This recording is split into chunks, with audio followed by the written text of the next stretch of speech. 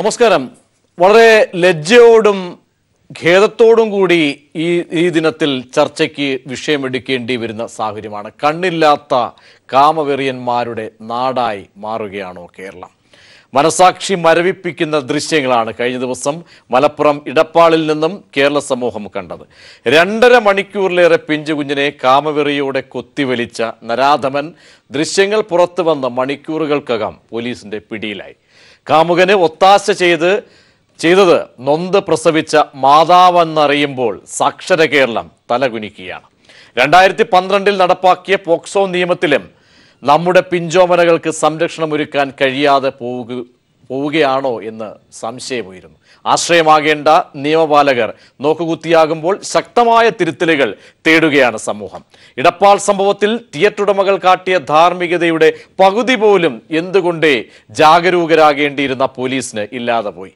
സ്വന്തം മാതാവിൻ്റെ കൈകളിലും കുഞ്ഞുങ്ങൾക്കും സുരക്ഷ നഷ്ടപ്പെടുന്ന ഇക്കാലത്ത് സത്വര നടപടികളാണ് ആവശ്യം. കാക്കേണ്ടവർ കഴുകൻ കണ്ണുകളുമായി നടക്കുമ്പോൾ കൈവിലങ്ങ് മാത്രമോ പരിഹാരം? ന്യൂസ് ആൻഡ് വ്യൂസ് പരിശോധിക്കുന്നു. ചർച്ചയിലേക്ക് വരുമ്പോൾ ആദ്യം അഡ്വക്കേറ്റ് രാജകുമാറിലേക്ക്. അഡ്വക്കേറ്റ് രാജകുമാർ, കഴിഞ്ഞ ദിവസം നമ്മൾ കണ്ട് കേസ് കേരള മനസാക്ഷിയെ ഞെട്ടിച്ച ഒരു സംഭവമായി ഇത് കണ്ടു. അതിനുശേഷം ഇന്ന് ഞെട്ടലോടെ കേട്ടത് സ്വന്തം അമ്മ തന്നെ ഇതിനൊത്താശ ചെയ്തു കൊടുത്തു. ദൃശ്യങ്ങളിൽ കണ്ട ആ സ്ത്രീ അമ്മയാണ് ഒപ്പമുണ്ടായിരുന്നത് നമ്മൾ കേട്ട് കഴിഞ്ഞു. ഇന്നിപ്പോൾ കൃത്യമായും പോലീസിന്റെ ഭാഗത്തുള്ള ഈ നടപടിക്രമങ്ങളിൽ വീഴ്ച സംഭവിച്ചു, ബോധപൂർവമായ വീഴ്ച വരുത്തിയിരിക്കുന്നു. ഇതാണ് എല്ലാവരും ഇന്ന് പറഞ്ഞത്, ഒന്നടങ്കം പറഞ്ഞത്. അപ്പോൾ ഇവിടെ നമ്മൾ കൃത്യമായും ഒരു തിരുത്തൽ പ്രക്രിയയ്ക്ക് വിധേയമാകണം. അതാണ് നമുക്ക് അനുശാസിക്കുന്ന തരത്തിലുള്ള നിയമങ്ങളുണ്ട്. പല നിയമങ്ങൾ പോരാതെ വന്നതിൻ്റെ പേരിലാണ് 2012 നമ്മൾ കൊട്ടിഘോഷിച്ച് നടപ്പാക്കിയ വലിയൊരു നിയമം പോക്സോ. അപ്പോൾ നിയമത്തിൻ്റെ പ്രശ്നമാണോ? എന്തുകൊണ്ട് നിയമപാലകർക്ക് ഇതിൻ്റെ ഒരു അവധാനതയോടുകൂടി ഈ കേസിന് സംഭവത്തെ കാണാതെ പോയി? എവിടെയാണ് പാളിച്ച പറ്റിയത് advocate Rajkumar? 1992 United Nations declaration of ഈ കുട്ടികളുടെ അവകാശങ്ങളെ സംബന്ധിച്ച് 1992 യുണൈറ്റഡ് നേഷൻസിൻ്റെ ഒരു ഡിക്ലറേഷൻ ഉണ്ടായി. അതനുസരിച്ച് മെമ്പർ സ്റ്റേറ്റ്സ് എല്ലാം തന്നെ ഈ കുട്ടികളുടെ അവകാശങ്ങൾ, കുട്ടികളെ സെക്ഷലി ഹരാസ് ചെയ്യുക, അസോൾട്ട് ചെയ്യുക എന്നീ കൃത്യങ്ങളിൽ ഏർപ്പെടുന്നതിന് മതിയായ പ്രിവെൻറ്റീവ് മെഷേഴ്സും പ്യൂണിറ്റീവ് മെഷേഴ്സ്, അതായത് ശിക്ഷാ നടപടികളും എടുക്കണം എന്ന് ഡിക്ലറേഷനിൽ ആവശ്യപ്പെട്ടു. അതനുസരിച്ച് 2007 നമ്മുടെ മിനിസ്ട്രി കുട്ടികളുടെയും സ്ത്രീകളുടെയും സംരക്ഷണത്തിനുള്ള central government department national crime records ബ്യൂറോയോട് ഇതിൻ്റെ ഇന്ത്യയിലെ ക്രൈം എത്രത്തോളം ഈ ക്രൈമുകൾ നടക്കുന്നുണ്ട് എന്നുള്ളതിൻ്റെ ഒരു കണക്ക് വിവരം തേടി. അതിനുശേഷം അത് വളരെ കൂടുതലാണ് എന്ന് കണ്ട മിനിസ്ട്രി 2007 ചൈൽഡ് അബ്യൂസിന് ഒരു സ്റ്റഡി പ്രഖ്യാപിച്ചു. ആ സ്റ്റഡിയുടെ റിസൾട്ട് എന്ന് പറയുന്നത് വളരെ ഞെട്ടിപ്പിക്കുന്ന റിസൾട്ടാണ്. അതായത് ഇന്ത്യയിലും മറ്റ് രാജ്യങ്ങളിലുള്ളതുപോലെ തന്നെ ഈ ചൈൽഡ് അബ്യൂസ് വളരെ കൂടുതലാണ് എന്ന് കണ്ടെത്തിയതുകൊണ്ട് വളരെ കോംപ്രിഹെൻസീവായ ഒരു നിയമം 2012 പോക്സോ എന്ന ഒരു നിയമം നമ്മൾ നടപ്പിലാക്കി. ഈ പോക്സോ എന്ന നിയമത്തിൻ്റെ ഒരു പ്രത്യേകത എന്ന് പറയുന്നത് അത് ഒരു സെൽഫ് കണ്ടെയ്ൻഡ് കോഡാണ്. അത് മറ്റ് ക്രിമിനൽ നടപടി ചട്ടങ്ങൾക്ക് എന്ത് തന്നെ പറഞ്ഞിരുന്നാലും ഇതിൽ പറയുന്ന കാര്യങ്ങളാണ് നടപ്പിലാക്കേണ്ടത് എന്ന് പറഞ്ഞാണ് ആ ആക്ട് പാസ്സാക്കിയിട്ടുള്ളത്. ആ ആക്ട് പ്രകാരം ഈ വളരെ ചൈൽഡ് ഫ്രണ്ട്ലിയായ, കുട്ടികൾക്ക് വളരെ ഫ്രണ്ട്ലിയായ ഒരു reporting procedure, investigation procedure, trial procedure വേണം എന്ന് കണ്ടെത്തിക്കൊണ്ടാണ് അതിനു വേണ്ടി ഉള്ള എല്ലാ പ്രൊവിഷൻസും അതിൻ്റെ അകത്ത് ഇടപെടുത്തിയത്. അത് എ മുതൽ ഇ വരെ സെക്ഷൽ അസോൾട്ട്, സെക്ഷൽ ഹറാസ്മെൻറ്റ് എന്നുള്ള കുറ്റകൃത്യം എ മുതൽ ഇ വരെയുള്ള വകുപ്പ് തലങ്ങളിൽ 4 ഡിവൈഡ് ചെയ്തുകൊണ്ട് അതിനെ വിവിധ സെക്ഷനുകളിൽ ഓരോ aggravated penetrative assault, non penetrative assault, aggravated assault, harassment, ഇങ്ങനെ പല വിഭാഗങ്ങളായിട്ട് തിരിച്ച് പലതിനും ശിക്ഷകൾ പ്രഖ്യാപിച്ചു. പല പല ആളുകൾ ഇത് ചെയ്താൽ എങ്ങനെയാണെന്നും അതിൻ്റെ അകത്ത് പ്യൂണിറ്റീവ് സെക്ഷൻസ് ഉൾപ്പെടും. ഇതൊന്നും അറിയാത്തവരാണോ അഡ്വക്കേറ്റ് രാജകുമാർ? അതായത് കേരളത്തിലെ ഈ പോലീസ് സംവിധാനത്തിന്റെയൊക്കെ അല്ലെങ്കിൽ ഈ പോലീസ് സ്റ്റേഷനുകളിൽ ഇരിക്കുന്നത് കൃത്യമായി ഒരുപക്ഷെ ഇന്നലെ ഈ വാർത്ത പുറത്തേക്ക് വരുമ്പോൾ ഇടപെട്ട് അറസ്റ്റ് രേഖപ്പെടുത്തുന്നു. സർക്കാർ കൃത്യമായും ഇന്നലെ ആ വീഴ്ച വരുത്തിയ ഉദ്യോഗസ്ഥനെ എതിരെ നടപടിയെടുക്കുന്നു. പക്ഷേ ഇത്തരം ഉദ്യോഗസ്ഥർക്ക് അറിവില്ലായ്മ കൊണ്ടാണോ ഇത് സംഭവിക്കുന്നത്? എല്ലാവർക്കും അറിയാമല്ലോ, ഒരു പെരിഫറലായിട്ടെങ്കിലും ഇത് സംബന്ധിച്ച് ഇതിന്റെ ഗാഢത എത്രത്തോളം ഈ കേസിനൊക്കെയുള്ള പ്രാധാന്യമൊക്കെ അറിയാവുന്നവരായിരിക്കുമല്ലോ.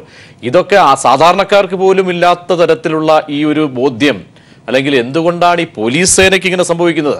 ഇത് പോലീസ് സേനയിലെ ആളുകൾ വേണ്ടവിധം മനസ്സിലാക്കിയിട്ടില്ല എന്ന് പറഞ്ഞാൽ നമുക്കത് വിശ്വസിക്കുവാൻ ബുദ്ധിമുട്ടുണ്ട്. കാരണം ഈ ആക്ടിൽ തന്നെ പറയുന്നുണ്ട്, ഇത് ഈവൻ പബ്ലിക്കിൽ വളരെ അവയർനെസ് കൊടുക്കണം.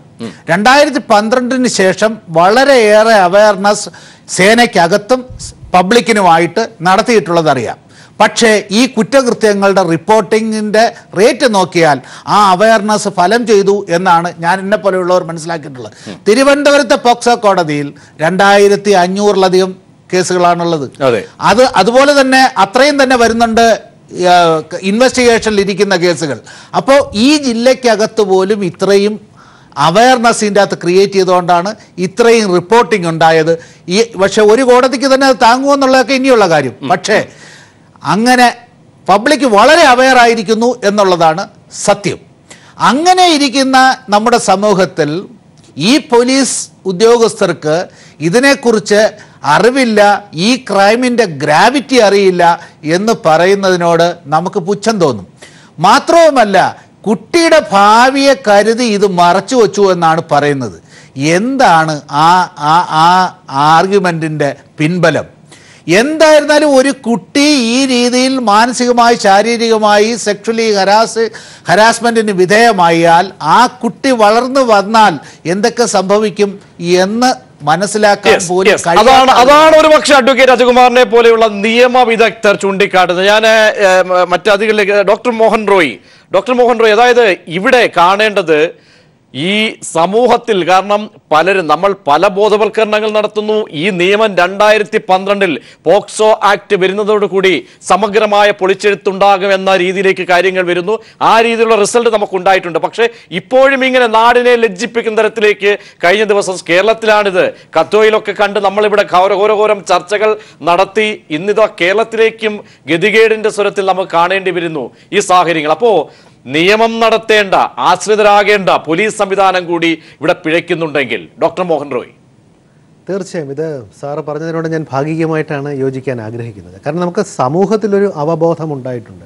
പക്ഷേ പോലീസ് സംവിധാനത്തിൽ നമുക്കിവർ ഇൻ സർവീസ് ട്രെയിനിങ്ങുകളിൽ പാർട്ടിസിപ്പേറ്റ് ചെയ്യുമ്പോൾ ഉൾപ്പെടെ എത്രത്തോളം അവബോധം ഈ വിഷയത്തിൽ ഉണ്ടായിട്ടുണ്ടെന്നുള്ളതാണ് ഒന്നാമത്തെ വിഷയം. രണ്ടാമത്തെ വിഷയം, ഇത്തരത്തിലുള്ള ഒരു ക്രൈം റിപ്പോർട്ട് ചെയ്ത് കഴിഞ്ഞാൽ അതിനെ ഇവർ സമീപിക്കുന്ന ഒരു രീതിയുണ്ട്. അത് നമുക്ക് എല്ലാവർക്കും അറിയാം. അടിസ്ഥാനപരമായ അനുതാപം അഥവാ എമ്പതി എന്ന് പറയുന്നൊരു ഗുണം നമുക്കുണ്ടായിരിക്കണം. അതായത് മറ്റൊരു നോവുന്ന വ്യക്തിയുടെ മാനസികാവസ്ഥയിലേക്ക് എത്തി അവിടെ ഞാനായിരുന്നെങ്കിൽ എനിക്കെന്ത് തോന്നുമായിരുന്നു എന്ന് മനസ്സിലാക്കി വിശകലനം ചെയ്യാനുള്ളത് ഒരു പ്രൊഫഷണൽ ഗുണമാണ്. അത് തലച്ചോറിൻ്റെ പ്രവർത്തനവുമായിട്ടൊക്കെ ബന്ധപ്പെട്ടിരിക്കുന്നു. നല്ല തലച്ചോറുള്ളവർക്ക് അത്തരം ഗുണം ഉണ്ടാകുമെന്നാണ് ന്യൂറോ സയൻസുമായി ബന്ധപ്പെട്ട പഠനങ്ങൾ കാണിക്കുന്നത്. ഇത്തരത്തിലൊരു അനുതാപത്തോടു കൂടിയുള്ളൊരു സമീപനം, അതായത് പോക്സോയിലെ ഏറ്റവും പ്രധാനപ്പെട്ട ഒരു കാര്യം ശിശു സൗഹൃദ പോലീസ് സ്റ്റേഷനുകൾ, ശിശു സൗഹൃദ കോടതി എന്നുള്ളതാണ്. അവിടെ ഈ ശിശു സൗഹൃദം എന്ന് പറയുമ്പോൾ നമ്മുടെ സംവിധാനങ്ങൾ, നമ്മുടെ പോലീസ് സ്റ്റേഷനുകൾ എത്രത്തോളം വനിതാ സൗഹൃദമാണ്. ഇപ്പോഴും നിർഭാഗ്യവശാൽ നമ്മുടെ നാട്ടിൽ പോലും ഒരു പോലീസ് സ്റ്റേഷനിൽ പോകുക എന്നുള്ളത്, പോലീസ് സ്റ്റേഷനിൽ ഞാൻ ഇതുവരെ കയറിയിട്ടില്ല എന്ന് വളരെ വിഷമത്തോടുകൂടി പറഞ്ഞ ധാരാളം പുരുഷന്മാരെ നമുക്കറിയാം. അപ്പോൾ സ്ത്രീകളുടെ അവസ്ഥ എന്തായിരിക്കും? കുഞ്ഞുങ്ങൾ അവിടെ ചെന്നാൽ എന്തായിരിക്കും അവസ്ഥ? അപ്പോൾ അത്തരം അനുതാപത്തോടുകൂടി ഒരു കുഞ്ഞിൻ്റെ പ്രശ്നം പരിഹരിക്കാൻ, അത് അഡ്രസ്സ് ചെയ്യപ്പെടാൻ, അവരോട് സംസാരിക്കാൻ നമ്മുടെ പോലീസ് സംവിധാനത്തിന് എന്ത് ട്രെയിനിങ് ആണ് ഇത്രയും കാലം ലഭിച്ചിട്ടുള്ളത്? നമുക്കിപ്പോഴും ആലോചിക്കാം. 2012 ഈ നിയമം വന്നത്. 2012 മുമ്പുള്ള പോലീസ് ഓഫീസർമാർക്ക് ഇതുമായി ബന്ധപ്പെട്ടുള്ള ട്രെയിനിങ്ങുകളോ പരിശീലനങ്ങളോ ഉണ്ടോ? ഉണ്ടെങ്കിൽ അവരത് സ്വാംശീകരിച്ചിട്ടുണ്ടോ? അതിനുശേഷം വന്ന പോലീസ് ഓഫീസർമാർ ഈ ട്രെയിനിങ്ങുമൊക്കെ കിട്ടിയതിന് ശേഷവും എന്താണ് അവസ്ഥ? അപ്പോൾ ഇത്തരം ഘടകങ്ങളൊക്കെ ഇതിൻ്റെ പുറകിലുണ്ട്. അതുകൊണ്ട് തന്നെയാണ് തൻ്റെ മുന്നിലെത്തുന്ന ഒരു കുട്ടിയുടെ മനോവേദനയിലൂടെ കടന്നു പോകാൻ ആ കുഞ്ഞിൻ്റെ അച്ഛൻ്റെ സ്ഥാനത്തിരുന്ന്, അല്ലെങ്കിൽ തൻ്റെ മകളാണെങ്കിൽ എങ്ങനെയായിരിക്കും, അല്ലെങ്കിൽ ഈ കുഞ്ഞിൻ്റെ വേദന എന്തായിരിക്കും എന്നുള്ളത് സ്വാംശീകരിച്ച് പോകാൻ സാധിക്കാത്ത ഒരു സംവിധാനം അത്തരമൊരു സംവിധാനം നിലവിലുണ്ട് എന്നുള്ളത് ദുഃഖത്തോടു കൂടിയാണെങ്കിലും നമുക്ക് അംഗീകരിക്കേണ്ടി വരും. ആ ഒരു സംവിധാനം കുറച്ചുകൂടി നന്നാക്കിയെടുത്താൽ മാത്രമേ നിരന്തരമായ പരിശീലന പരിപാടികളിലൂടെ, നിരന്തരമായ ഇടപെടലുകളിലൂടെ ഇത്തരം പ്രശ്നങ്ങൾ അഡ്രസ്സ് ചെയ്യപ്പെട്ടില്ലെങ്കിൽ എന്ത് സംഭവിക്കുമെന്ന് ഉദാഹരണ സഹിതം വ്യക്തമാക്കി കൊടുക്കുന്നത് വരെ നിർഭാഗ്യവശാൽ അവയർനെസ് ഒരു സ്ഥലത്തുണ്ടാകും. പക്ഷേ അവയർനെസ്സിന് ശേഷമുള്ള നിയമപരമായ നടപടിക്രമങ്ങൾ നമ്മുടെ മുന്നിൽ ഒരു ചോദ്യചിഹ്നമായി നിലനിൽക്കും. ഞാൻ മടങ്ങിയെത്താം. നടി രഞ്ജിനി ചേരുന്നു. രഞ്ജിനി, അതായത് രഞ്ജിനി അടക്കം പല വിഷയങ്ങൾ, കാരണം കേരളത്തിൽ അടുത്തിടെ ഉണ്ടായിട്ടുള്ള നമ്മളൊക്കെ ചർച്ച ചെയ്ത പല ആക്രമണ വിഷയങ്ങളുണ്ട്, സ്ത്രീകൾക്ക് നേരെ ഉണ്ടായിട്ടുള്ള വിഷയങ്ങൾ. ഇപ്പോഴിത് നമ്മുടെ കുഞ്ഞുങ്ങൾക്ക് പോലും രക്ഷയില്ല. കുഞ്ഞുങ്ങൾ പോലും സ്വന്തം മാതാവിൻ്റെ കൈകളിലിരിക്കുന്ന കുട്ടികൾ അവർക്ക് പോലും രക്ഷയില്ലാത്തൊരു കാലത്തിലേക്ക്, അങ്ങനെ ഒരു അടയാളപ്പെടുത്തലിലേക്ക് നമുക്ക് കേരളത്തിന് കൂടി പോകേണ്ടി വരുന്നു. ലജ്ജാകരമല്ലേ? രഞ്ജിനി എങ്ങനെ കാണുന്നു സാഹചര്യത്തെ? ഇത് ഇവരെല്ലാം പറഞ്ഞു അവയർനെസ് ആ കാര്യങ്ങൾ. ഞാൻ മറ്റ് ബോഡീസ് അവരെല്ലാം എന്താ പറയുക, പോലീസും പിന്നെ ഒരുപാട് ബോഡീസ് ഉണ്ടല്ലോ നമുക്ക്, ചൈൽഡ് കമ്മീഷൻ, അവരെല്ലാം അവരുടെ ജോലി ചെയ്യട്ടെ.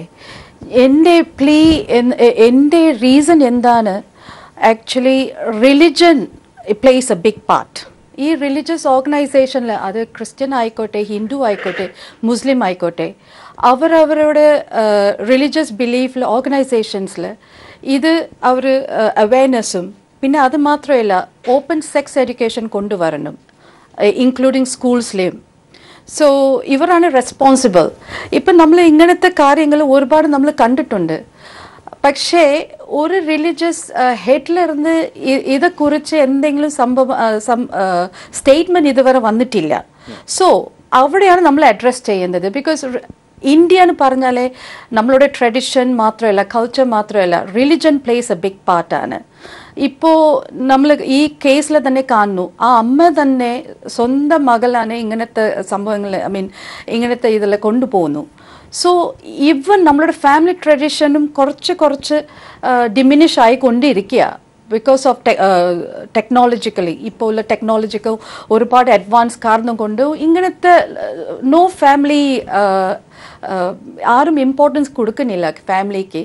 സോ ഏതാണ് നെക്സ്റ്റ് സ്റ്റെപ്പ്? റിലിജൻ അവിടെ മാന്യനായ, അതായത് സമൂഹത്തിൽ തൃത്താല അല്ലെങ്കിൽ നാട്ടിൽ മാന്യനെന്ന് കേൾക്കുന്ന ഒരു വ്യക്തി, വ്യവസായ പ്രമുഖൻ, അങ്ങനെയുള്ള മാന്യതയുടെ മുഖമുള്ള ഒരു വ്യക്തിയാണ് ഈ ക്രീഡ ചെയ്യുന്നത്, ഈ മ്ലേച്ഛമായ രീതി ചെയ്യുന്നത്. അപ്പോൾ അവിടെ എവിടെയാണ് നമ്മൾ തിരുത്തലിലേക്ക് പോകുമ്പോൾ ഇത്തരം ഒരുപക്ഷെ മുഖധാരികൾ അവരാണ് ഇത്തരം കൂടുതൽ ഒരുപക്ഷെ അതിലേക്ക് വരുന്നത് കൂടി നമുക്ക് ആശ്ചര്യപ്പെടുത്തുകയാണ് കാര്യങ്ങളെ.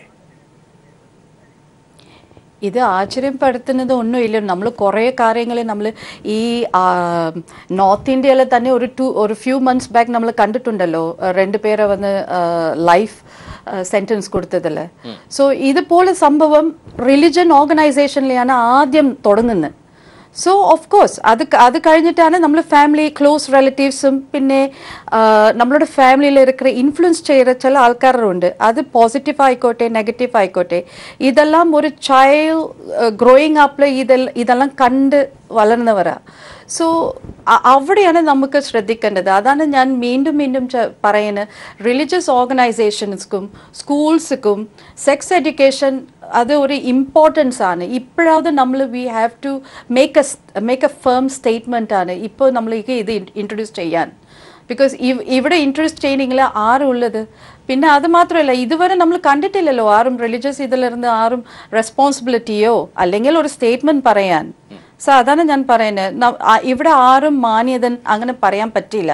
Time has change. പണ്ട് നമുക്ക് ഒരുപാട് ഫാമിലി ഗ്രാൻഡ് പാരൻസ് ഉണ്ടായിരുന്നു, ഇപ്പോൾ എല്ലാവരും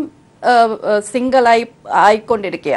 so what is the next step? So ഇപ്പോൾ സോഷ്യൽ മാത്രമല്ല നെയ്ബർഹുഡ്സിലെയും ഇത് ഒന്ന് we have to make a neighbourhood watch ഒന്ന് ഉണ്ടാക്കണം. ഇങ്ങനത്തെ പ്രശ്നങ്ങൾ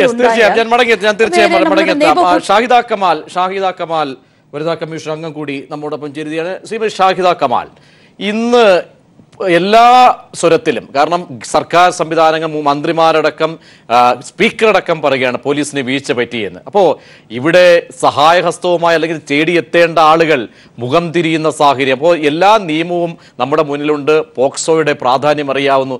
വീഴ്ച വരുത്തിയവർക്കെതിരെ ഈ നടപടി മതിയോ? ഒരു SIയെ സസ്പെൻഡ് ചെയ്തിരിക്കുന്നു. DYSPയെ കുറിച്ച് അദ്ദേഹത്തിന്റെ ഇടപെടൽ സംബന്ധിച്ചുള്ള അന്വേഷണത്തിലേക്ക് പോകുന്നു. ഇവിടെ ഒതുക്കിയാൽ മതിയോ കാര്യങ്ങൾ? കടുത്ത നടപടികളിലേക്ക് പോകാൻ തയ്യാറെടുക്കുന്ന സംവിധാനം നമുക്കുണ്ട്. ആ രീതിയിൽ ഉപയോഗപ്പെടുത്തും എന്ന പ്രതീക്ഷ വെക്കേണ്ടതുണ്ടോ? ആദ്യം തന്നെ ഞാൻ ആ സിനിമാ തിയേറ്ററിന്റെ ഉടമയെയും അവിടുത്തെ ജീവനക്കാരെയും വനിതാ കമ്മീഷൻ അംഗം എന്ന നിലയിൽ അഭിനന്ദിക്കാൻ ആഗ്രഹിക്കുകയാണ്. കാരണം വേണമെങ്കിൽ അവർക്ക് ഈ സംഭവം ആരും അറിയാതെ മൂടി വെക്കാമായിരുന്നു. കാരണം അവരുടെ ആരുമല്ല, അവരുടെ തിയേറ്ററിന് മറ്റെന്തെങ്കിലുമൊക്കെ പേരുണ്ടാകും, അല്ലെങ്കിൽ മറ്റേതെങ്കിലും തരത്തിലുള്ള ഭീഷണി ഉണ്ടാകും എന്നൊക്കെ അറിയാമായിരുന്നിട്ട് പോലും അവരുടെ ആ ഒരു ധാർമ്മികമായ ഉത്തരവാദിത്വം അവർ നിറവേറ്റിയത് നമ്മൾ ചെറുതായി കാണരുത്. കാരണം പലപ്പോഴും ഇത്തരത്തിലുള്ള സംഭവങ്ങൾ നടക്കുമ്പോൾ സദാചാര പോലീസ് കൈകാര്യം ചെയ്യുന്ന ഒരു രീതി കുറച്ച് നാളായിട്ടൊരു പ്രവണത നമ്മളിവിടെ കണ്ടുവരുന്നുണ്ട്. അതിൽ നിന്നും ഒക്കെ മാറി നിന്നുകൊണ്ട് നിയമത്തിൻ്റെ വഴിയിലൂടെ അതിനെ പുറത്തു കൊണ്ടുവരാൻ കാണിച്ച ആർജവത്തെ നമ്മൾ അഭിനന്ദിക്കുക, ഒന്നാമത്തെ കാര്യം. രണ്ട്, ഇതിനെല്ലാം അല്ലെങ്കിൽ നിയമപരമായി ആ കുട്ടിക്ക് നീതി ലഭ്യമാക്കേണ്ട അതിൻ്റെ കുറ്റവാളികളെ കൃത്യമായി സമൂഹത്തിൻ്റെ മുന്നിൽ കൊണ്ടുവരികയും നീതിയുടെ മുന്നിൽ കൊണ്ടുവന്നുകൊണ്ട് നിയമപരമായ എല്ലാ ശിക്ഷണ നടപടികൾക്കും വിധേയമാക്കാൻ മുൻകൈ എടുക്കേണ്ട നമ്മുടെയൊക്കെ സംരക്ഷണം, നമ്മുടെയൊക്കെ നികുതിപ്പണം കൊണ്ട് ശമ്പളം വാങ്ങുന്ന നമ്മുടെയൊക്കെ സംരക്ഷണവും ഉത്തരവാദിത്വം വഹിക്കേണ്ട ഒരു പോലീസ് ഓഫീസർ തന്നെ അത് മറച്ചു വെച്ചു എന്ന് പറയുന്നത് ഈ കേരളത്തിന് അപമാനം തന്നെയാണ്. അങ്ങനെയുള്ള എല്ലാ പോലീസ് ഓഫീസർമാരും അങ്ങനെയാണ് എന്ന് ഞാൻ പറയുന്നില്ല. പക്ഷേ വനിതാ കമ്മീഷൻ ഇരുന്നു കൊണ്ട് ഇതുവരെ ഞങ്ങളുടെ പ്രവർത്തനങ്ങളിൽ നിന്ന് അത്തരത്തിലുള്ള ചില പോലീസ് ഉദ്യോഗസ്ഥർ നമ്മുടെ സമൂഹത്തിലുണ്ട്, നമ്മുടെ സംസ്ഥാനത്തുണ്ട് എന്നുള്ളത് വ്യക്തമായി ഞങ്ങൾക്ക് അറിയാവുന്ന കാര്യമാണ്. തീർച്ചയായിട്ടും ഈ കുറ്റവാളിക്ക് കൊടുക്കുന്ന അതേ ശിക്ഷ തന്നെയാണ് കുറ്റം മറച്ചു വെച്ച അല്ലെങ്കിൽ അത് മൂടി വെച്ചിട്ടുള്ള പോലീസ് ഉദ്യോഗസ്ഥനും കൊടുക്കണം എന്ന് വനിതാ കമ്മീഷൻ ഈ സംഭവം അറിഞ്ഞ ഉടൻ തന്നെ DGPക്ക് നിർദ്ദേശം കൊടുക്കേണ്ടത്. അതുപോലെ തന്നെ ആ കുട്ടിയുടെ അമ്മയും അതുപോലെ തന്നെ കുറ്റവാളിയാണ്. ഇവരെയൊക്കെ ഉടൻ തന്നെ നിയമ നടപടികൾക്ക് വിധേയമാക്കണം എന്ന് വനിതാ കമ്മീഷൻ ഈ സംഭവം പുറത്തു വന്ന അപ്പോൾ തന്നെ അതിന് നിർദ്ദേശം കൊടുക്കുകയുണ്ടായി. തീർച്ചയായിട്ടും ഇത് ഒരു മാതൃകയായിരിക്കണം. ഇത്തരത്തിൽ സമൂഹത്തിൽ ഉത്തരവാദിത്വം നിർവഹിക്കേണ്ട അല്ലെങ്കിൽ നീതി നടപ്പിലാക്കേണ്ട, നിയമം സംരക്ഷിക്കപ്പെടേണ്ട അല്ലെങ്കിൽ സ്ത്രീകൾക്കും കുട്ടികൾക്കും സംരക്ഷണം ഉറപ്പുവരുത്തേണ്ട ഉത്തരവാദിത്തപ്പെട്ട ഏത് സ്ഥാനത്തിരിക്കുന്നു, അത് പോലീസ് ഉദ്യോഗസ്ഥരായാലും മറ്റേതെങ്കിലും തരത്തിലുള്ള ഉദ്യോഗസ്ഥരായാലും ഇത് ഇനിയും നമ്മുടെ സമൂഹത്തിൽ ആവർത്തിക്കപ്പെടാൻ പാടില്ല. കാരണം നമ്മുടെ സംസ്ഥാനത്ത് ഇതിനെയൊക്കെ ശക്തമായി എതിർക്കുന്ന ഒരു ഭരണകൂടമാണെന്ന് നിലവിലുള്ളത്. പലപ്പോഴും നമുക്കറിയാം മറ്റു പല സംസ്ഥാനങ്ങളിലും ഇത്തരം സംഭവങ്ങൾ ഉണ്ടായാൽ അതൊന്ന് പുറത്തു കൊണ്ടുവരാൻ പോലും മടിക്കുന്ന ഒരു സമൂഹം ആണ് നമ്മുടെ രാജ്യത്ത് പലയിടത്തും ഉള്ളത്. പക്ഷേ ഇവിടെ ഈ സംഭവം പുറത്തു വന്ന ഉടനെ തന്നെ ഈ പോലീസ് ഉദ്യോഗസ്ഥനെ ഒരു സസ്പെൻഷനിലൊന്നും ഒതുക്കിയിട്ട് കാര്യമില്ല. ഇവിടെ ഇപ്പോൾ പോക്സോ ചുമത്തി എന്നാണ് ഏറ്റവും അവസാനം എനിക്ക് മനസ്സിലാക്കാൻ സാധിച്ചത്.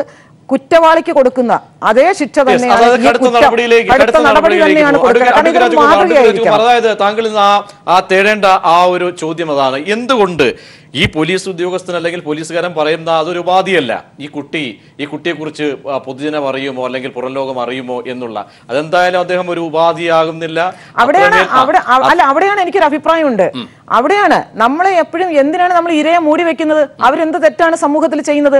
ഒരിക്കലും കുറ്റം ചെയ്യപ്പെടുന്നവനാണ് സമൂഹത്തിൽ തലകുലിക്കേണ്ടത്. അല്ലെങ്കിൽ ഇതിന് ഇരയാകുന്ന വ്യക്തി അല്ലെങ്കിൽ ഈ പീഡിപ്പിക്കപ്പെടുന്ന വ്യക്തി അവളുടെ കുറ്റം കൊണ്ടല്ല, അവൾ അന്തസ്സോട് തല ഉയർത്തി സമൂഹത്തെ അഭിസംബോധന ചെയ്യാൻ തക്കവണ്ണം അവളെ നമ്മൾ പ്രാപ്തയാക്കണം.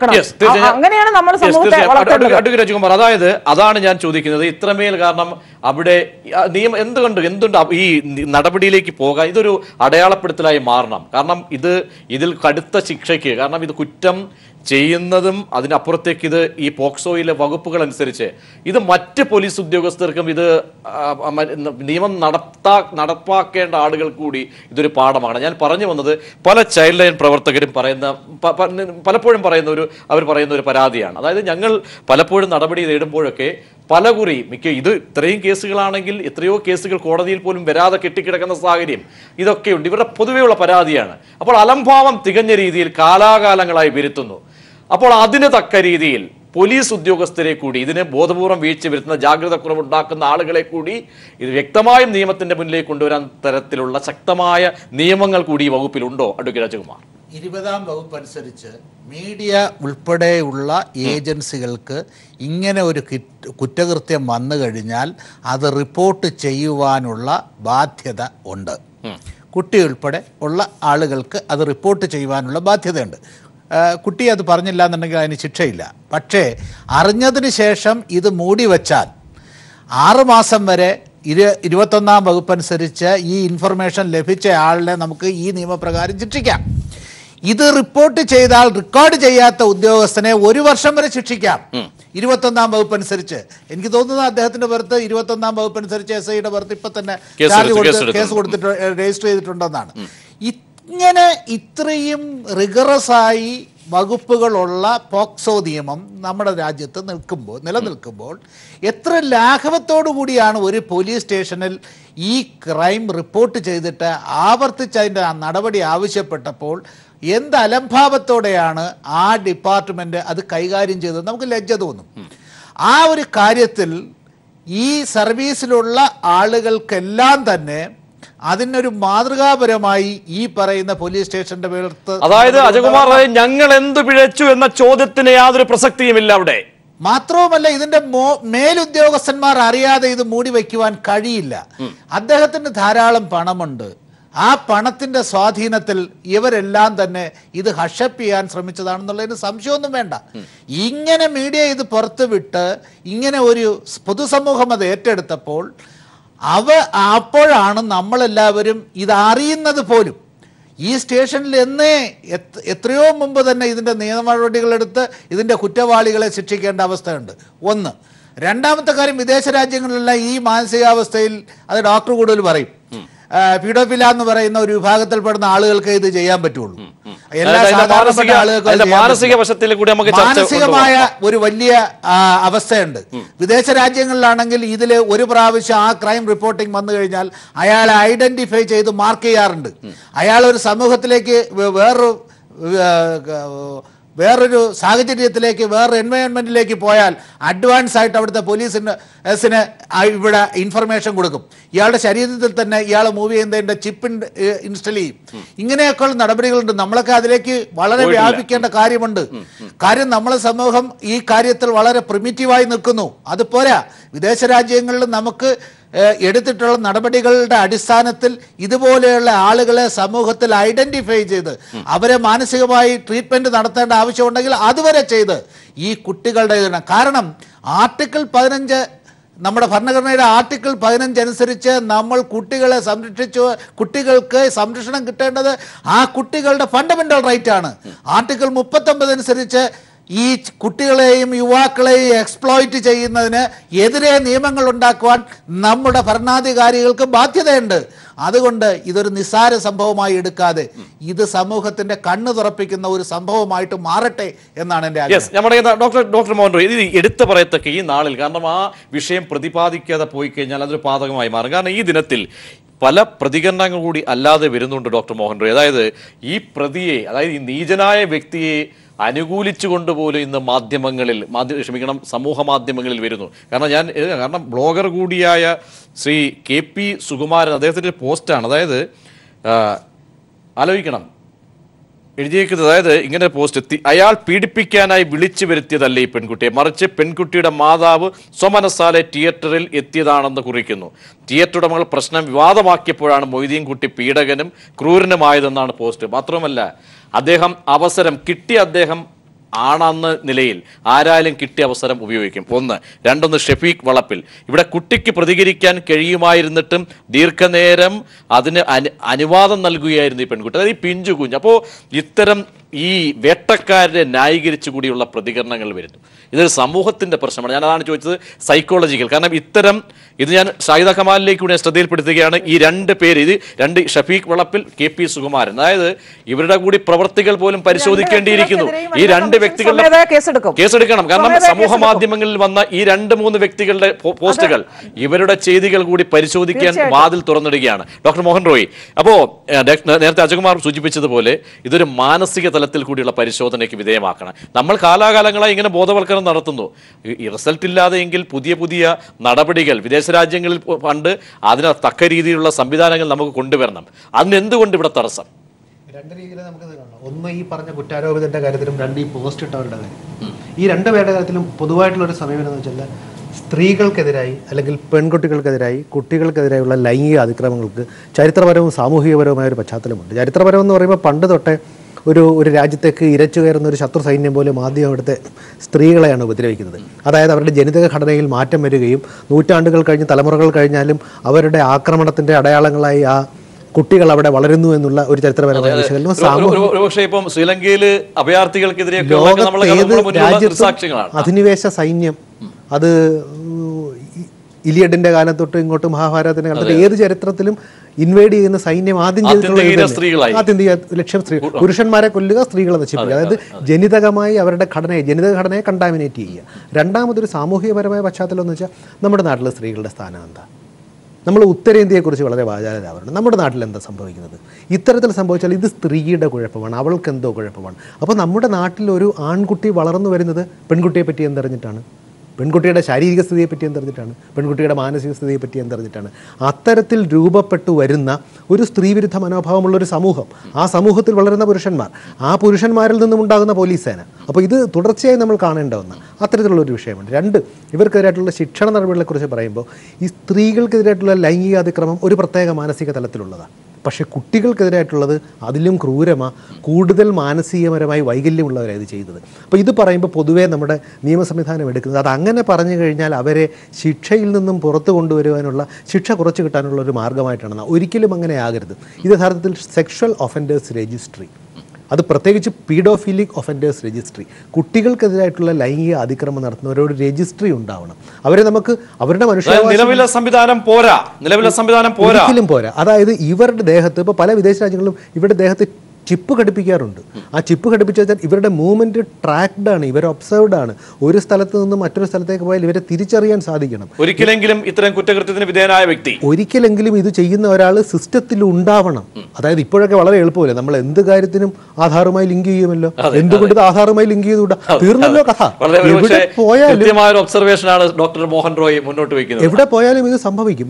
നാം നേരത്തെ സൂചിപ്പിച്ച രണ്ട് വ്യക്തികളുടെ കാര്യം, ഈ വ്യക്തികളും നാം പറഞ്ഞ പോലെ പൊതുസമൂഹത്തിൽ നിന്നുണ്ടായവരാ. പക്ഷെ നിർഭാഗ്യവശാൽ, വളരെ നിർഭാഗ്യവശാൽ എനിക്ക് തോന്നിയ ഒരു പ്രവണത, ഇതിനു ശേഷം ഈ പ്രതികരിച്ച ചിലവരെങ്കിലും അവരുടെ ജാതിയും അവരുടെ മതവും അവരുടെ വംശീയതയും നോക്കി തന്നെ പ്രതികരിച്ചു എന്നുള്ളത് ഒരു മനോരോഗ ചികിത്സാ വിദഗ്ധൻ എന്നതിനപ്പുറം ഈ സമൂഹത്തിൽ എനിക്ക് തോന്നുന്നു ഷാഹിദ കമാൽ ഉൾപ്പെടെയുള്ളവർ ഇവരുടെ ഫേസ്ബുക്ക് അക്കൗണ്ട് ട്രാക്ക് ചെയ്ത്, നിങ്ങൾക്ക് സംവിധാനമുണ്ടെങ്കിൽ അതിന് ശുപാർശ ചെയ്യാൻ കഴിയുമെങ്കിൽ ഇത്തരം ആളുകളുടെ പേരും അവരുടെ ഒരുപക്ഷെ അവരുടെ എല്ലാ ഐഡന്റിറ്റിയും പരിശോധിച്ച് പല ശുപാർശകൾക്കും വിധേയനാക്കുന്ന അവസരമാണ്. കാരണം ഇവരെ ട്രാക്ക് ചെയ്യാൻ എളുപ്പമാണ്. ഇത്തരം ഏറ്റവും കൂടുതൽ ഇവരുടെ മാനസിക വൈകല്യമുള്ളവർ ഇവരായിരിക്കും നാളത്തെ കുറ്റകൃത്യങ്ങളിലേക്ക് വാതിൽ തുറക്കും.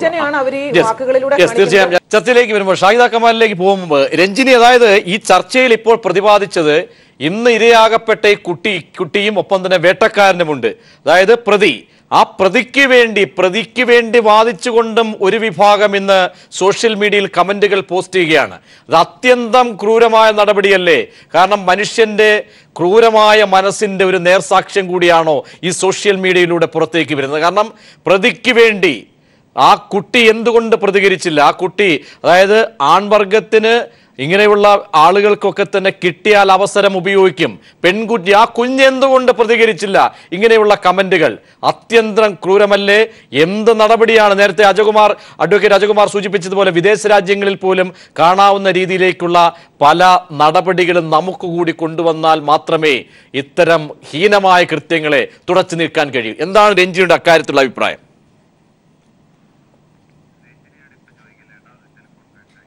രഞ്ജിനിലേക്ക് മടങ്ങിയെത്താൻ സാങ്കേതിക തകരാറുണ്ട്.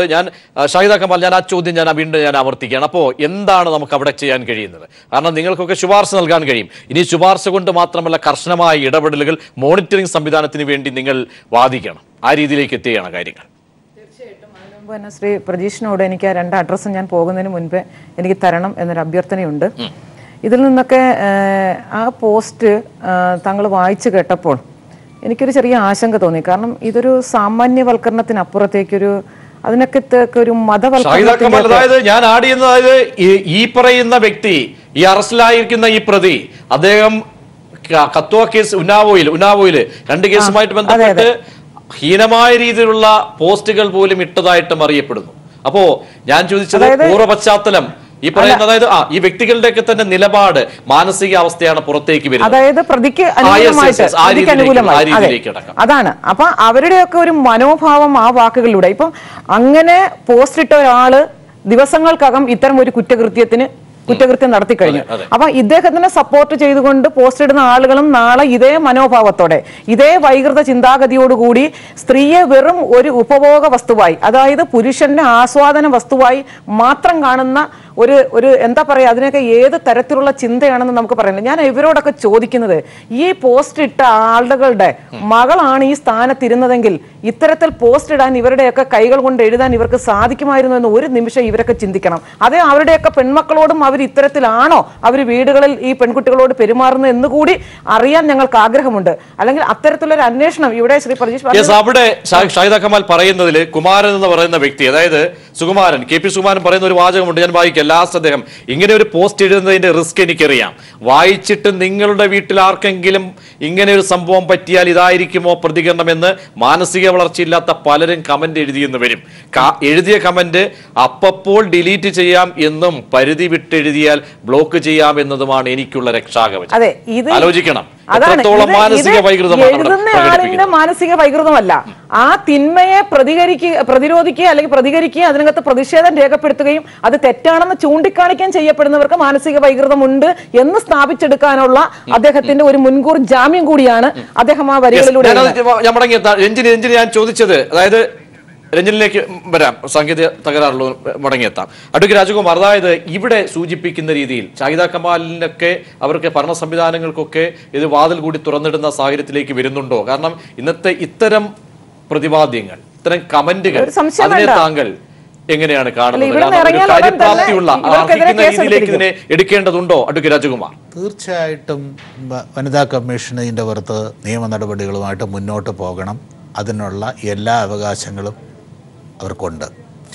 വേറൊരു കാര്യം നമ്മൾ മനസ്സിലാക്കാനുള്ളത്, സെക്സിനെ കുറിച്ച്, സെക്സ് എന്താണ് എന്ന് അതിൻ്റെ ആവശ്യങ്ങളും അതിൻ്റെ ഉപയോഗവും അതിൻ്റെ ബയോളജിക്കൽ നെസസിറ്റിയും നമ്മുടെ സമൂഹം ഒരു കാരണവശാലും ശരിയായ രീതിയിൽ പഠിച്ച് വളർന്നു വരുന്നവരല്ല.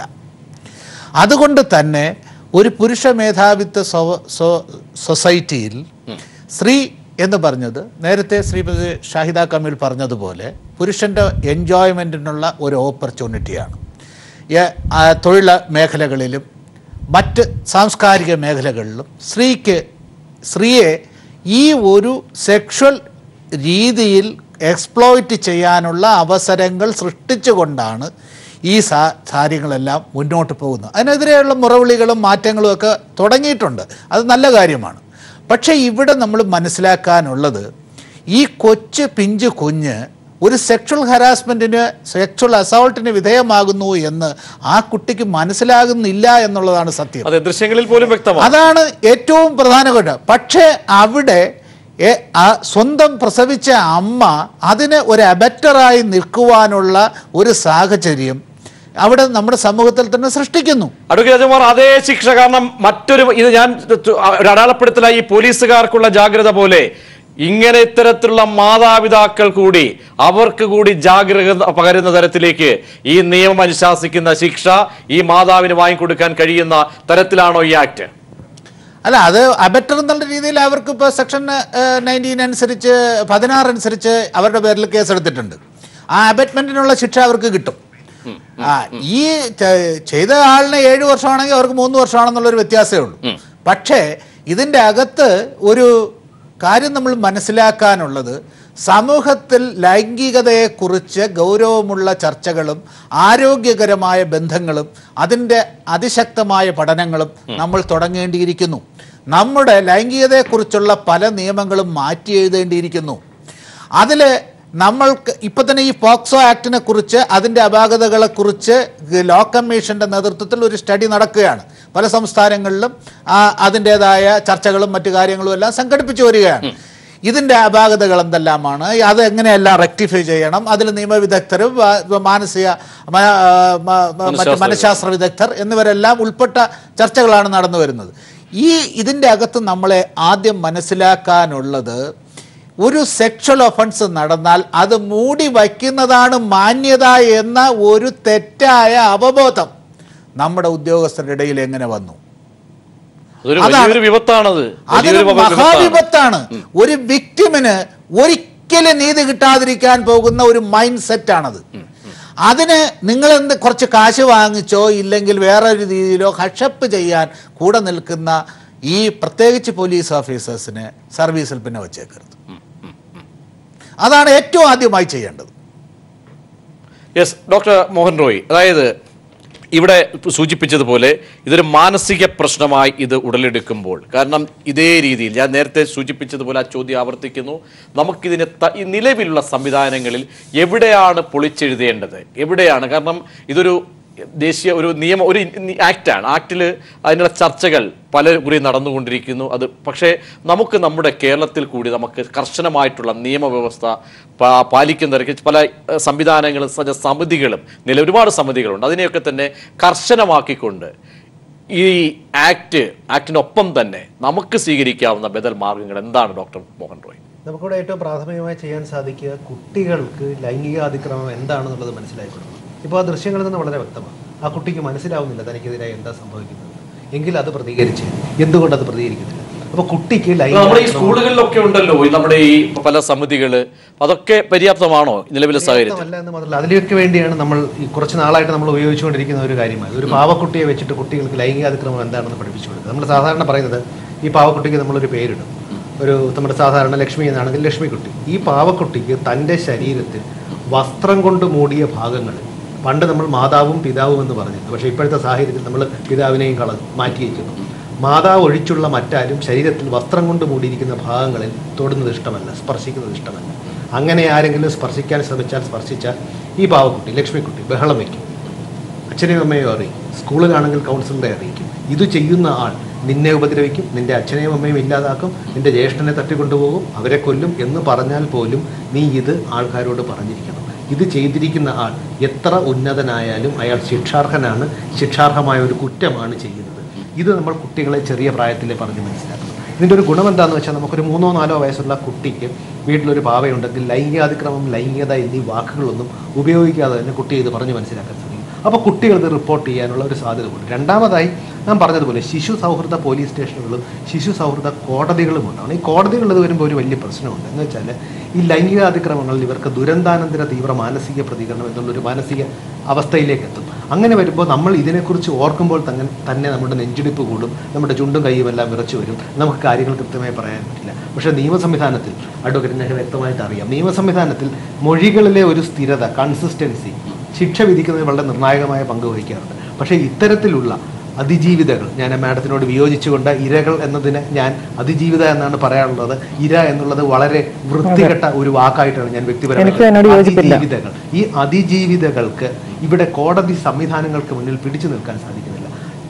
നിർഭാഗ്യകരമായ കാര്യം എന്നാൽ നിയമ സംവിധാനം പോലും ഈ പോസ്റ്റ് ട്രോമാറ്റിക് സ്ട്രെസ് ഡിസോർഡറിൻ്റെ മാനസിക വശത്തെക്കുറിച്ച് അജ്ഞരാണ്. അത്തരത്തിൽ സമൂഹത്തിൽ കുട്ടികളെ പഠിപ്പിക്കുക, ശിശു സൗഹൃദമായ പോലീസ് സ്റ്റേഷനുകളും കോടതികളും ഉണ്ടാവുക, മാതൃകാപരമായ ശിക്ഷ എത്രയും പെട്ടെന്ന് നടത്തുക. നേരത്തെ അഡ്വക്കേറ്റ് അതിലേക്ക് ഞാൻ വരാം. അതിൽ ഞാൻ പ്രധാന ചോദ്യം ഞാൻ നിങ്ങൾ രണ്ടുപേരും ഞാൻ ചോദിക്കണം, കാരണം എന്തുകൊണ്ട് വൈകുന്നു പല കാര്യങ്ങൾ. ഞാൻ രഞ്ജിനി, അതായത് രഞ്ജിനി, ഞാൻ നേരത്തെ വന്ന ചോദ്യം സാങ്കേതിക തകരാറ് കൊണ്ട് അത് കേൾക്കാൻ കഴിഞ്ഞില്ല. അതായത് ഈ പറയുന്ന പെൺകുട്ടിയെ ഇന്ന് ഈ കൃത്യത്തിന് വിധേയായ പെൺകുട്ടിയെ ഇകഴ്ത്തി, അതായത് പെൺകുട്ടിക്കെതിരെ സംസാരിച്ചും പ്രതിക്ക് വേണ്ടി വാദിച്ചും സോഷ്യൽ മീഡിയയിൽ വലിയ വിഭാഗങ്ങൾ, ഒരു ചെറിയൊരു വിഭാഗം എഴുതുന്നുണ്ട്. അപ്പോൾ ഇവരുടെയൊക്കെ തന്നെ ആ ഒരു മെന്റാലിറ്റി ഇനിയും മാറിയിട്ടില്ല സമൂഹത്തിൻ്റെ, അതുകൂടി പുറത്തേക്ക് വരികയാണ്. രഞ്ജിനി പല രാജ്യങ്ങളിൽ സന്ദർശിച്ചിട്ടുള്ള വ്യക്തിയാണ്, പല രീതിയിലുള്ള നിയമപരമായിട്ടുള്ള കാര്യങ്ങൾ മനസ്സിലാക്കുന്ന വ്യക്തിയാണ്.